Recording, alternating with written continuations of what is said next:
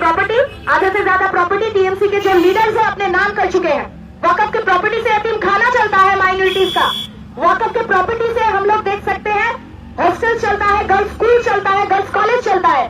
बहुत जगह पे टीएमसी के जो नेता है वो लोग अपने नाम पे कर रहे हैं, अपने नाम पे कर ले रहे हैं। और ये बीजेपी वो बिल ला के वक्फ प्रॉपर्टी को हड़पना चाहती है, अपने हाथ में लेना चाहते हैं। उसके खिलाफ भी लड़ाई है। जब हम लोग पश्चिम बंगाल में लड़ाई करने उतरे तब हमारी जो पश्चिम बंगाल की मुख्यमंत्री है ममता दीदी, उन्होंने कहा कि वक्फ को लेके कोई भी प्रोटेस्ट पश्चिम बंगाल में नहीं होगा।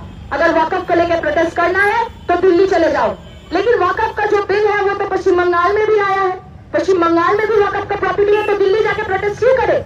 इसी तरीके से एक ना एक करके जो बीजेपी की सरकार की पॉलिसी है वही पॉलिसी हमारे पश्चिम बंगाल में लाई जा रही है।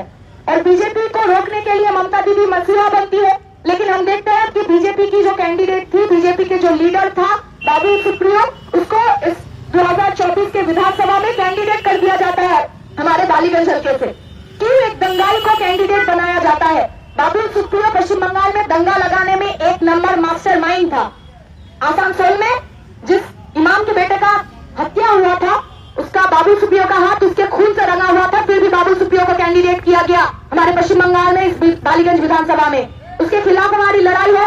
जो लोग घोटाला करते हैं, दुर्नीति करते हैं, जिनकी वजह से लोगों का नौकरी हमारे पश्चिम बंगाल में चला जाता है। 8,000 से ज्यादा स्कूल बंद हो गया है, सरकारी स्कूल पश्चिम बंगाल में। जिस तरीके से गरीब घर के बच्चे सरकारी स्कूल में पढ़ने लिखने जाते थे वो सब बंद हो रहा है। सरकारी अस्पतालों का हालात खराब है, वहाँ पे नियोग नहीं होता ठीक तरीके से, डॉक्टर नहीं है। जो लिफ्टमैन होता है, लिफ्टमैन का नियोग नहीं हुआ है कई सालों से।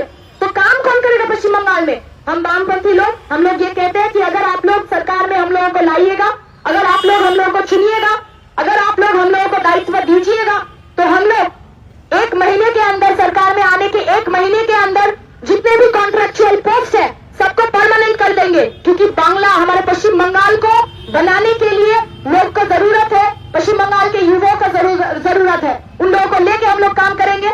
पश्चिम बंगाल में युवाओं को बेकार भाता दिया जाता है, 1500 रुपए दिया जाता है और कहा जाता है कि वोट हमको दो। 1500 रुपए में घर नहीं चलता। हम कहते हैं मिनिमम मजदूरी 26,000 होना चाहिए। मिनिमम काम का मजदूरी जो है वो 26,000 होना चाहिए। हम अगर सरकार में आए तो हम वो करेंगे।